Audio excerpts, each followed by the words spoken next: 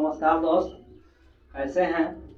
उम्मीद करते हैं कि आप ठीक ही होंगे। क्या समझ रहे थे कि सर नहीं आएंगे? आएंगे, निश्चित आएंगे और आपको सिखाएंगे मैथ में। सो समझ लीजिए। तो जितने भी आप सारे दोस्त हैं अपने दोस्त के साथ शेयर कर दीजिए कि फिर से अनुसार आ गए हैं। और आप तमाम विद्यार्थी को मैं फिर से बताने जा रहा हूँ कि यूनिट डिजिट क्या होता है वह। तो आप लोग इस वीडियो को पूरा देखिएगा, भागिएगा नहीं। यदि समझ में ना आए तो आप कमेंट जरूर कीजिएगा। देखिए, हम कोई भी संख्या लिखते हैं, देखिए ऊपर में कट रहा होगा। ऊपर कोई भी संख्या यदि हम लिखते हैं तो क्या होता है? 0 1 2 3 4 5 6 7 8 9, यानी इतने को संख्या में आता है। यानी जब भी कोई भी संख्या लेके दुनिया में कोई भी किसी को इंडिया में पैसा होगा, इससे ज़्यादा नहीं होगा। तो चलिए, उम्मीद करते हैं समझ गए होंगे। तब देखिए, बिना समय गंवाए हुए क्वेश्चन पर चलते हैं। कहता यदि किसी संख्या के अंत में 0 1 5 6 रहे तो पावर कुछ भी रहे तो का अंक हमेशा वही रहता है।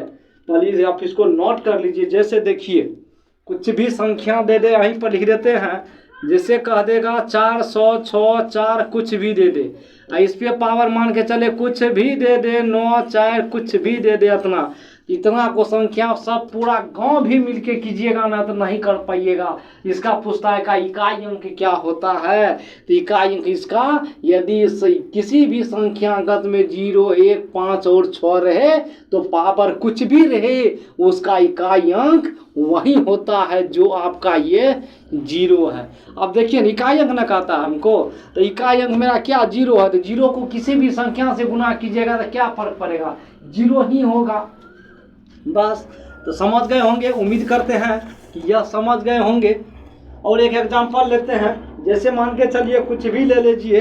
जैसे देखिए 461 पर पावर कुछ भी दे दीजिए, 9 4 6 3 2 कुछ भी दे दीजिए, कुछ भी दे दीजिए। हमको उससे कोई लेना देना नहीं है। हमको ये देख लेना कि यदि इसका इकाई अंक में 0 1 5 6 रहे तो उसका अंक कोई डिजिट नहीं होगा, उसका इकाई अंक 1 ही होगा। लास्ट में कहते एक को कितनों बार गुना कीजिएगा तो 1 ही होगा और कुछ भी नहीं होगा। सो समझ लीजिए। जैसे फॉर एग्जांपल ले लीजिए, इसका असर कहिएगा आप कैसे। तो मान के चलिए 400, मान के चलिए हम कुछ भी ले लेते हैं, 11 ले लेते हैं। इस पे पावर मान के चलिए 16 देते हैं। 11 गुना 11 गुना 11 गुना 11 गुना 16, उतना आप नहीं कर पाएंगे तो मान के चलिए 4 दे देते हैं। ठीक है। अब देखिए 1 गुना 1 1 1 गुना 1 1 1 गुना 1 1 न हुआ। कुछ भी दे दीजिए आप, इसका इकाई अंक यदि वह रहता है तो इकाई अंक सेम होगा, कोई चेंज नहीं होगा। चलिए, उम्मीद करते हैं ये भी सीख गए होंगे। अब चलिए दूसरा, यदि किसी भी सम संख्या पर पावर यदि 4 से कट जाए तो उसका इकाई अंक हमेशा 6 ही होता है। अब देखिए, आपको तो पता है कि सम संख्या किसे कहते हैं, विषम संख्या किसे। यदि आपको नहीं पता है तो मेरा प्ले लिस्ट बना है, जाइए आप उसमें और वहाँ पर क्लिक कीजिए और देखिए कि हम सम संख्या विषम संख्या सारे विभाज्यता का नियम हमने पढ़ा दिया है। अब देखिए, जैसे कुछ भी संख्या में 2 नंबर का हम बताते हैं। देखिए 2 नंबर में कुछ भी संख्या ने जैसे कह देगा 4 6 3 2, कुछ भी अंतिम में 6 होना। 6 वाला तो हमने बता ही दिया, 6 वाला तो नहीं होगा तो 2 रहने दीजिए। 6 वाला तो हम बता दिए थे, कुछ भी नहीं होगा। अब इसके पावर पर कुछ भी रहे है ना, किसी भी सम संख्या पर पावर यदि 4 से कट जाए तो इकाई अंक हमेशा 6 ही होता है। आप मान के चलिए इसके पावर हम कुछ भी दे देते हैं 4। अब यदि इसमें 4 से भगा देंगे, कट गया, हुआ कितना 6, तो 432 पर पावर कितना हो जाएगा 6। इकाई अंक मेरा 2 न है, इकाई अंक मेरा क्या है 2 है। तो 2 को हम 6 बार गुना करेंगे, देखिए क्या होता है। 2 गुना 2 गुना 2 गुना 2 गुना 2 1 2 3 4 5 1 6 और लीजिए।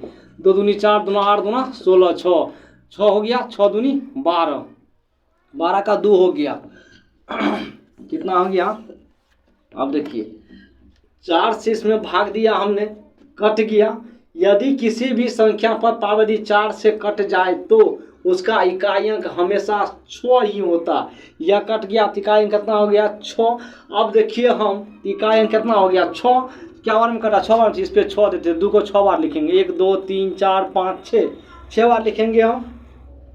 अब देखिए तो 2 दूनी 4, 4 दूना 8, 8 दूना कितना आ गया 16, 6 हो गया, कितना आ गया 6 आ गया मेरा। अब देखिए इसका 6 आ गया, तो 6 इकाई देखिए 2 दूनी 4, 4 दूना 8, 8 दूना 16, 6, फिर 6 को आप इससे गुजा कीजिए तो 6 दूनी कितना हो जाएगा 12। अब 12 फिर कीजिए, 12 को 2 से गुना तो 12 दूना कितना हो जाएगा 24, फिर 2 से गुना कीजिए, इकाई अंक आपका कितना होगा 6 ही होगा। इकाई अंक आपका क्या हो जाएगा 6 हो जाएगा। लिख लीजिए आप इसको, बगल हट जाते हैं, आप लिख लीजिए इस डिफिनेशन को, आप डिफिनेशन को लिख लीजिए। देखिए यदि किसी भी समसंख्या पावर यदि 4 से कट जाए तो उसका इकाई अंक हमेशा 6 ही होता है, लिख लीजिए। अब देखिए जैसे मेरा 2 है 4 है, इस पे पावर हम कुछ भी दे देते हैं, मान के चलिए 24 दे देते हैं, तो 4 से विभाजता का नियम आप जानते हैं कि अंतिम से 2 अंक कटना चाहिए, तो कट गया कितना आ गया 6 आ गया, कितना आ गया 6 आ गया। यदि यह संख्या कट जाए तो इकाई अंक हमेशा इसका 6 ही होगा, समझ गए ना, इकाई अंक 6 ही होगा। तो अब कितना आ गया ये, अब देखिए इसको पूरा भाग दिया, कितना आ गया हमको भाग कट गया 6 आ गया। अब कैसे आ गया, तो 24 को हम जब 6 बार गुना करेंगे तो देखिए 24 गुना 24 गुना 24 गुना 24 गुना 24, 2 2 4 5 फिर 6।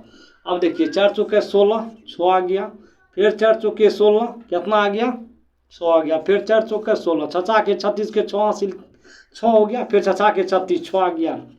यानी आप कुछ भी कीजिए, आप कुछ भी कीजिए, इकाई अंक आपका वही 6 ही होगा। चलिए उम्मीद करते हैं आप समझ गए होंगे। अब आगे चलिए, तीसरा पॉइंट कहता है यदि किसी भी विषम संख्या पर पावर 4 से विभाजित नहीं हो, 4 से विभाजित हो तो इकाई अंक हमेशा 1 ही होता है। लिखिए आप इसको, ये तो सम संख्या पर है तो इसका अंक क्या होगा 6 से होगा, विभाजित है तो। कहेगा सर नहीं करता है तो नहीं करता तो आप भागिए मत, वो भी हम बताएंगे, पहले आप इसको नोट कीजिए। अब विषम संख्या आपको पता है कि 4 से कुछ भी है, जैसे मान के चलिए 4 से 63 पर पावर कुछ भी दे दीजिए, कोई भी संख्या आप दे दीजिए ना, इसमें जब आप 4 से भगा दीजिए, जब 4 से कितना हो गया 16 चौके 64 आ गया, कट गया तो इसका इकाई अंक हमेशा क्या होगा 3 होगा। यानी 16 कट गया तो इस पर 16 लिखेंगे, तो 3 गुना 3 को 16 बार तो नहीं लिख सकते हैं उतना, देखिए 3 तिया 9, 9 तिया कितना हो गया 27, 27 हो गया ना, 27 के 7 और 7 तिया 21, इकाई अंक 1 ही होगा। समझ गए ना। यदि किसी भी विषम संख्या पर पावर 4 से विभाजित हो तो उसका इकाई अंक हमेशा 1 होता है। यदि सम संख्या पर पावर कुछ भी दे, यदि वह संख्या 4 से विभाजित हो जाती है तो वह संख्या का इकाई अंक हमेशा 6 होता है, इकाई अंक हमेशा 6 भी होता है। यदि किसी भी संख्या पर पावर 0 1 5 6 रहे तो उसका इकाई अंक हमेशा सेम होता है, नो चेंज, कुछ भी चेंज नहीं होगा। आप ये तीनों बात नोट कीजिए। अब कहेगा सर जो संख्या नहीं कटे तो भागिए मत, मैं भी बताऊंगा, लिखिए आप इसको।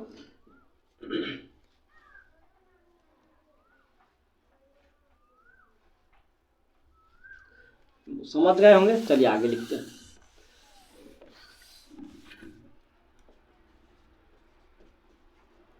यदि किसी भी संख्या चाहे सम हो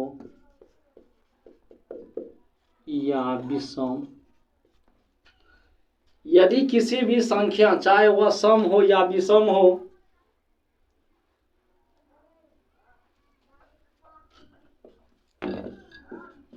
चार से भाग देने पर, 4 से भाग देने पर जो शेष बचेगा जो शेष बचेगा, जो शेष बचेगा